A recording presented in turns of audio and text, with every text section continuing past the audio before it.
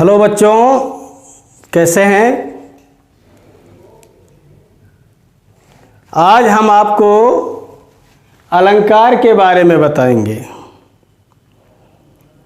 अलंकार की क्या परिभाषा होती है, इसके विषय में हम आपको बताएंगे। अलंकार का शाब्दिक अर्थ होता है आभूषण। जिस प्रकार से एक सुंदर स्त्री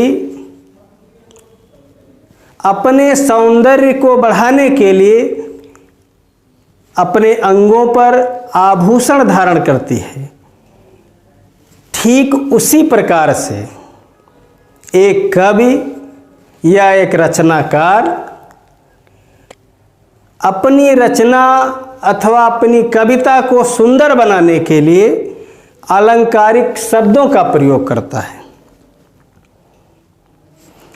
अलंकार मुख्य रूप से दो प्रकार के होते हैं। नंबर एक शब्दालंकार और नंबर दो अर्थालंकार। शब्दालंकार किसे कहते हैं, पहले आप शब्दालंकार के बारे में जानिए। जिस काव्य अथवा छंद में शब्दों के माध्यम से चमत्कार उत्पन्न किया जाए, वहाँ पर शब्दालंकार होता है। जिस काव्य अथवा छंद में शब्दों के माध्यम से चमत्कार उत्पन्न किया जाए, वहाँ पर शब्दालंकार होता है। अर्थालंकार किसे कहते हैं? जिस काव्य अथवा छंद में अर्थों के माध्यम से चमत्कार उत्पन्न किया जाए, वहाँ पर अर्थालंकार होता है। अब शब्दालंकार के तीन भेद बताए गए हैं। नंबर एक अनुप्रास अलंकार, नंबर दो यमक अलंकार और नंबर तीन श्लेष अलंकार। इसी प्रकार से अर्थालंकार के अनेक भेद होते हैं। आपके पाठ्यक्रम में 5 प्रकार के अर्थालंकारों का प्रयोग निर्धारित है, इसलिए आपको 5 अलंकारों का ही अध्ययन करना है।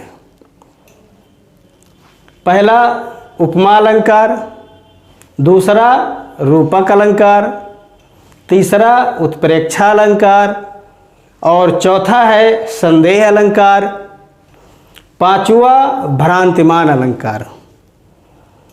इस प्रकार से आपको इन्हीं अलंकारों का अध्ययन करना है, समझना है। तो सबसे पहले हम आपको शब्दालंकार के जो भेद होते हैं उनके विषय में बताएंगे, उनकी परिभाषा बताएंगे, फिर उनका उदाहरण बताएंगे आपको। उदाहरण के द्वारा हम किस प्रकार से अलंकार की पहचान करते हैं, ये जानना बहुत आवश्यक है। अब हम आपको अनुप्रास अलंकार की परिभाषा, इसका उदाहरण और इसकी पहचान कैसे की जाएगी, इस संबंध में आपको हम बताएंगे। अब आइए देखिए, यहाँ लिखा हुआ है अनुप्रास अलंकार। सबसे पहले हम आपको अनुप्रास अलंकार की परिभाषा बताएंगे। इसकी परिभाषा होती है कि जिस काव्य अथवा छंद में एक वर्ण की आवृत्ति अनेक बार हो, वहाँ पर अनुप्रास अलंकार होता है। अर्थात एक वर्ण कई बार प्रयोग किया गया हो, वहाँ पर अनुप्रास अलंकार होगा। अनुप्रास अलंकार का उदाहरण तरन तनुजा तट तमाल तरवर बहुछाए। अब इस काव्य पंक्ति में आप देखिए कि ता वर्ण का प्रयोग अनेक बार हुआ है। तरन तनुजा तट तमाल तरवर बहुछाए, ता वर्ण का प्रयोग कई बार किया गया है, इसलिए यहाँ पर अनुप्रास अलंकार है। दूसरा उदाहरण हमने लिखा है रघुपति राघव राजा राम। अब यहाँ पर रा वर्ण की आवृत्ति अनेक बार हुई है, यानी कि रा वर्ण कई बार प्रयोग हुआ है, इसलिए इन काव्य पंक्तियों में अनुप्रास अलंकार है।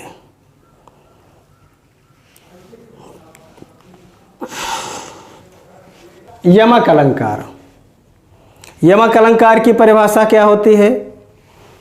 जिस काव्य अथवा छंद में एक शब्द एक से अधिक बार आए किंतु उसके अर्थों में भिन्नता हो, वहाँ पर यमक अलंकार होता है।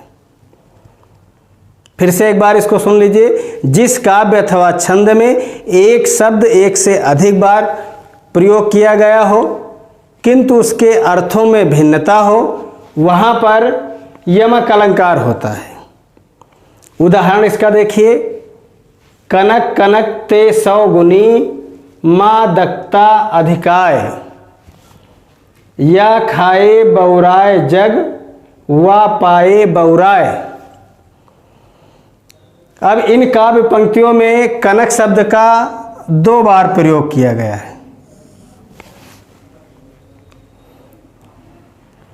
दोनों कनक शब्दों का अर्थ भिन्न भिन्न है। पहले कनक शब्द का अर्थ है धतूरा और दूसरे कनक शब्द का अर्थ है सोना। कनक माने धतूरा भी होता है और कनक माने सोना भी होता है। सोना जिससे आभूषण बनता है, सोना एक धातु है। अब उदाहरण के अनुसार कनक कनक ते 100 गुनी मादकता अधिकाय, मतलब कनक में बहुत ही मादकता होती है।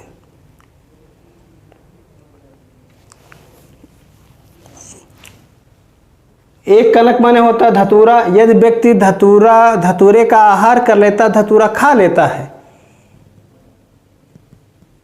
तो भी वो बौरा जाता है, पागल हो जाता है। और दूसरे कनक शब्द का अर्थ सोना है।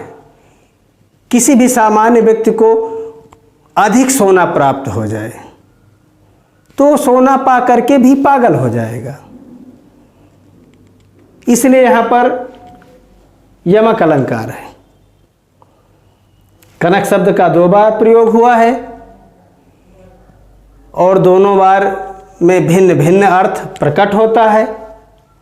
पहले कनक शब्द का अर्थ है धतूरा और दूसरे कनक शब्द का अर्थ है सोना है,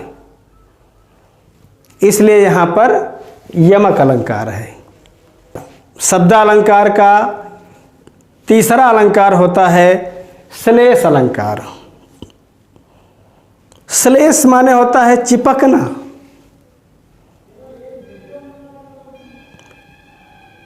एक शब्द में कई अर्थ चिपके रहते हैं, इसलिए श्लेष अलंकार कहा जाता है। इसकी परिभाषा बनती है कि जिस काव्य अथवा छंद में एक शब्द का प्रयोग एक ही बार हुआ हो किंतु उसके अर्थ अनेक हों, वहां पर श्लेष अलंकार होता है। श्लेष अलंकार का उदाहरण देखिए। चरण धरत चिंता करत चितवत चारिहु ओर, सुबरन को खोजत फिरत कवि व्यभिचारी चोर। चरण धरत चिंता करत चितवत चारिहु ओर, सुबरन को खोजत फिरत कवि व्यभिचारी चोर। अब यहां पर सुबरन शब्द का प्रयोग एक बार हुआ है, केवल एक बार सुबरन शब्द का प्रयोग किया गया है और इसके अर्थ 3 अर्थ निकलते हैं। पहला सुबरन शब्द का अर्थ होता है कवि के लिए सुंदर अक्षर। सुवर्ण, वर्ण माने अक्षर, सु माने सुंदर। पहले सुवर्ण शब्द का अर्थ कवि के लिए सुंदर अक्षर। दूसरा सुवर्ण शब्द का अर्थ व्यभिचारी के लिए सुंदर स्त्री। और तीसरा सुवर्ण शब्द का अर्थ है चोर के लिए सोना। इसलिए यहां पर श्लेष अलंकार पाया जाता है। श्लेष अलंकार की पहचान आप समझ गए होंगे किस प्रकार से करना है। एक शब्द के अनेक अर्थ निकलते हों। चरण धरा चिंता करत चितवत चारियों ओर, सुवर्ण को खोजत फिरत कवि व्यभिचारी चोर। अब यहाँ पर सुवर्ण शब्द के 3 अर्थ बताए गए। कवि के लिए सुंदर अक्षर, व्यभिचारी के लिए सुंदर स्त्री और चोर के लिए सोना। इसलिए इन काव्य पंक्तियों में श्लेष अलंकार पाया जाता है। हाँ तो बच्चों, अभी आप शब्दालंकार के विषय में पढ़ रहे थे। अब आप अर्थालंकार के विषय में जानिए। जैसा कि अलंकार बताने के समय हमने अर्थालंकार की परिभाषा बताया था, अब एक बार पुनः फिर सुन लीजिए कि जिस काव्य अथवा छंद में अर्थों के माध्यम से चमत्कार उत्पन्न किया जाता है वहाँ पर अर्थालंकार होता है। पहला अलंकार होता है उपमा अलंकार। समान गुण धर्म के आधार पर जब किसी वस्तु या व्यक्ति की समानता या उपमा किसी दूसरे व्यक्ति से की जाती है तो वहाँ पर उपमा अलंकार होता है। उपमा अलंकार के 4 भेद बताए गए हैं। उपमा अलंकार के 4 अंग होते हैं, 4 भेद होते हैं। पहला होता है उपमेय, दूसरा उपमान, और तीसरा साधारण धर्म, और चौथा होता है हमारा वाचक शब्द। वाचक शब्द ये चौथा अंग होता है। उपमा अलंकार के 4 अंग होते हैं। पहला अंग होता है उपमेय, दूसरा होता है उपमान, और तीसरा होता है साधारण धर्म, और चौथा होता है वाचक शब्द। अब आप जानिए उपमेय किसे कहते हैं। जिसकी हम उपमा यानी कि जिसकी हम समानता या तुलना दूसरे से करते हैं उसे उपमेय कहते हैं। जिसकी तुलना या समानता जब हम किसी दूसरे व्यक्ति से करते हैं तो उसे उपमेय कहते हैं। और उपमान किसे कहा जाता है? जिसके द्वारा हम तुलना करते हैं उसे उपमेय कहते हैं। जिससे हम उसकी उपमा देते हैं उसे उपमान कहते हैं। उपमेय किसे कहते हैं? अभी हमने आपको बताया है कि जिसकी हम उपमा किसी दूसरे वस्तु या व्यक्ति से कर रहे हैं उसे उपमेय कहा जाता है। और जिस व्यक्ति या वस्तु से उपमा करते हैं उसे उपमान कहते हैं। जैसे एक शब्द आता है, एक वाक्य आता है, चरण कमल बंदो हरिराई। अब हम भगवान के चरणों की तुलना या उपमा या समानता किससे कर रहे हैं? कमल से कर रहे हैं। तो अब इस पंक्ति में चरण उपमेय हो जाता है और कमल से कर रहे हैं इसलिए कमल उपमान हो जाता है। और तीसरा आता है साधारण धर्म। जैसे भगवान के चरण कमल के समान कोमल हैं, तो जो कोमल शब्द होता है ये उसके गुणों को प्रकट करता है, जिसको कहा जाता है साधारण धर्म। और चौथा अंग होता है वाचक शब्द। वाचक शब्द जिसका हम तुलना करने में जिन शब्दों का हम प्रयोग करते हैं उन्हें वाचक शब्द कहते हैं। जैसे तुल्य है, समान है, सी है, सदृश, इव।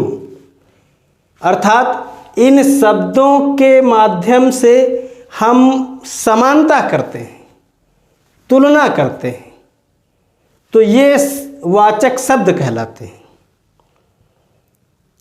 इस प्रकार से उपमा अलंकार के 4 अंग होते हैं। पहला होता है उपमेय, दूसरा होता है उपमान, और तीसरा होता है साधारण धर्म, और चौथा होता है वाचक शब्द। परिभाषा हमने आपको बता दिया उपमा अलंकार की। समान गुण धर्म के आधार पर जब हम किसी वस्तु या व्यक्ति की समानता किसी दूसरे वस्तु से करते हैं तो वहाँ पर उपमा अलंकार होता है। उदाहरण इसका देखिए, हरिपद कोमल कमल से। अब उपमा अलंकार के इस उदाहरण में चारों अंगों का प्रयोग किया गया है। देखिए, हरिपद अर्थात भगवान के चरण, तो ये हरिपद हो जाता है हमारा उपमेय। क्या बनेगा? उपमेय। ये हो गया उपमेय। क्योंकि हरिपद यानी कि भगवान के चरणों की हम समानता करने जा रहे हैं। और किससे कर रहे हैं? कमल से। कमल शब्द हो जाता है उपमान।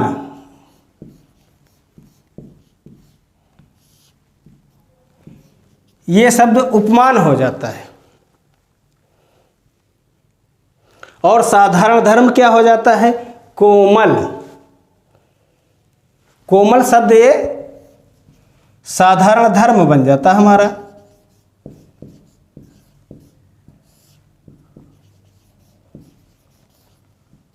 और से शब्द का जो प्रयोग किया गया है ये हो जाता है हमारा वाचक शब्द। क्या बन जाता है? वाचक शब्द।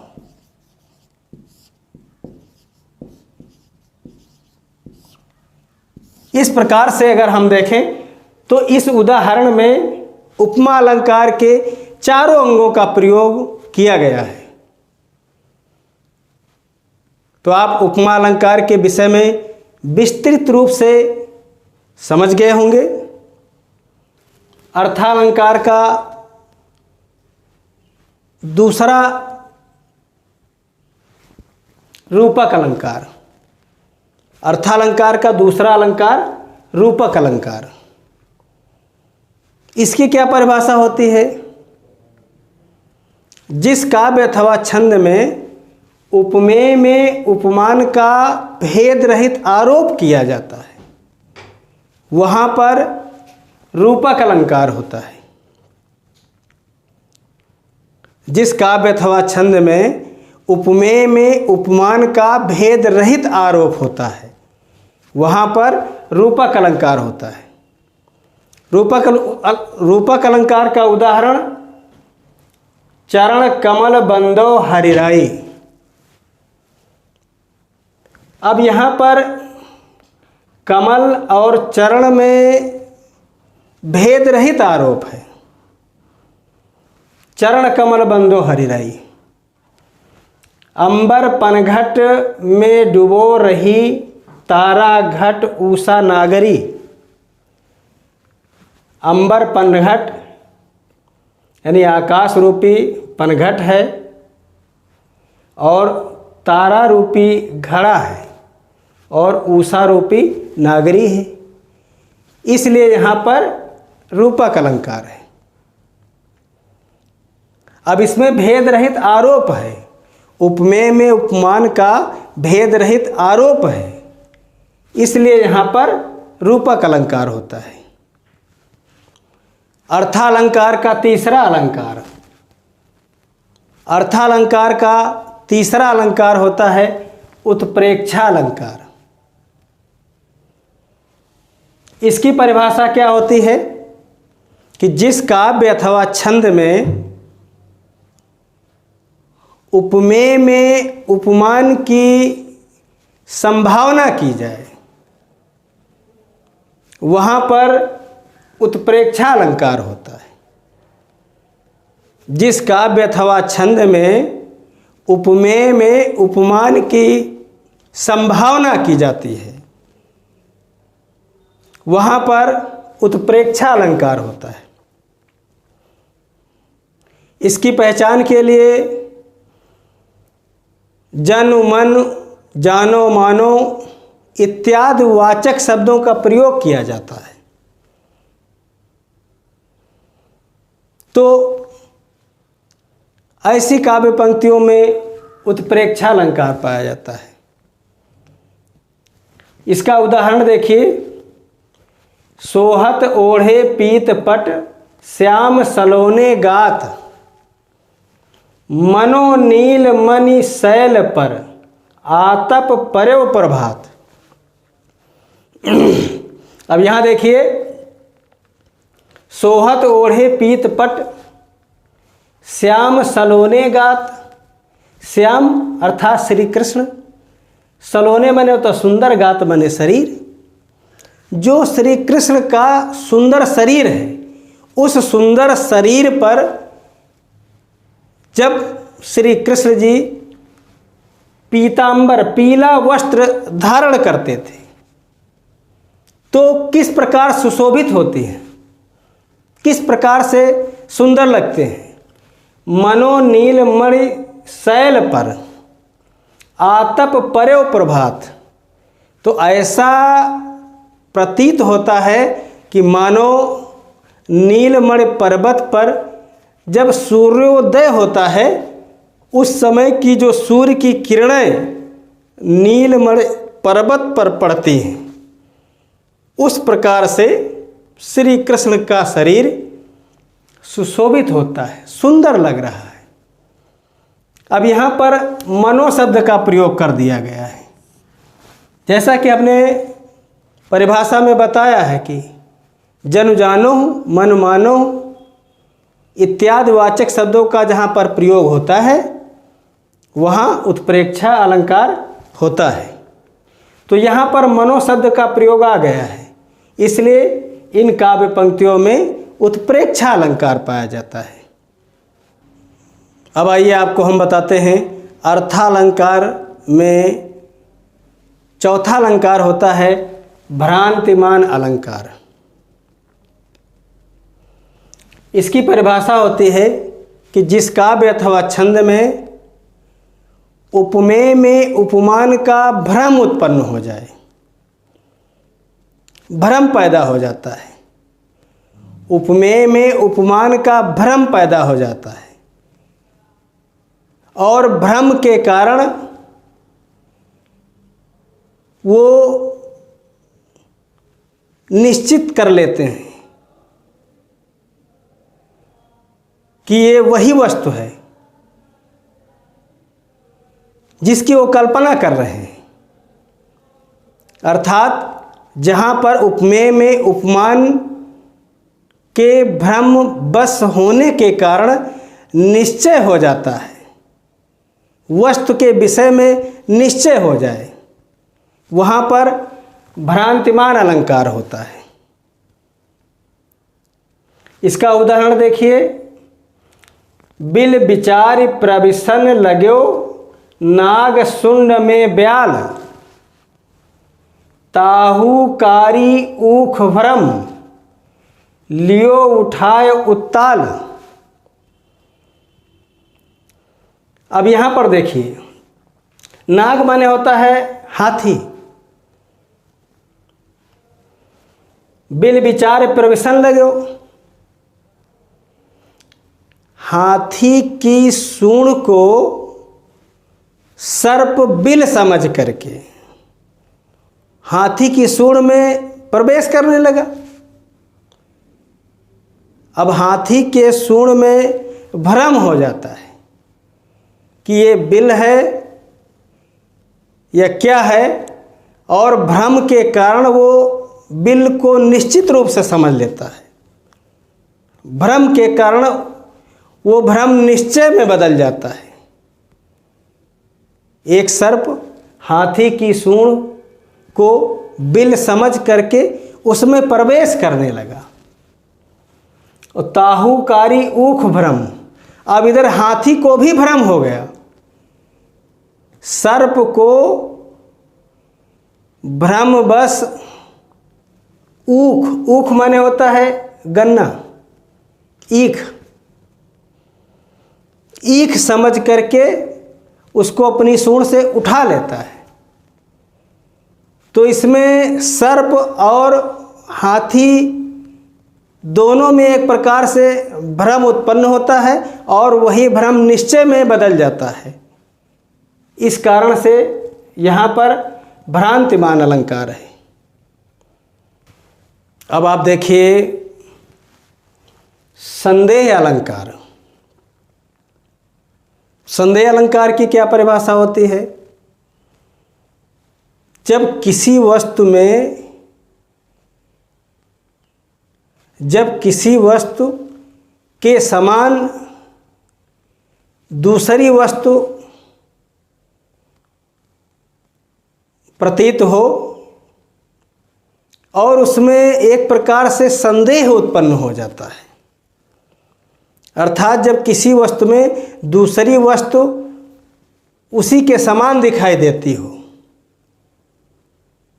वहाँ पर संदेह अलंकार होता है।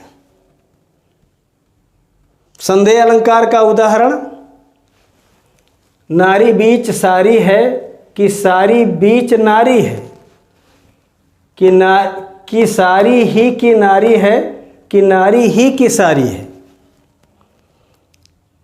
अब ये उदाहरण वहाँ से लिया गया है महाभारत काल से, जिस समय दुशासन द्रौपदी की सारी खींच रहा था, चीरहरण कर रहा था। तो साड़ी खींचने के समय यही नहीं प्रतीत हो रहा था कि साड़ी की नारी बनी हुई है कि नारी साड़ी के रूप में अवतरित हुई है। एक प्रकार से संदेह बना हुआ है, इसलिए यहाँ पर संदेह अलंकार है। अर्थात एक बार परिभाषा फिर आप समझ लीजिए कि जब किसी भी एक वस्तु में दूसरी वस्तु का होने का जो संदेह उत्पन्न होता है, अर्थात उपमेय में उपमान का जो संदेह उत्पन्न होता है, वहाँ पर संदेह अलंकार होता है। अब यहाँ पर साड़ी और नारी में एक प्रकार से संदेह है, भ्रम बस संदेह उत्पन्न हो रहा है कि नारी स्वयं साड़ी बन चुकी है या साड़ी ही नारी के रूप में अवतरित हो गई है। इसमें भ्रम के कारण संदेह बना हुआ है, इसलिए यहाँ पर संदेह अलंकार है। धन्यवाद।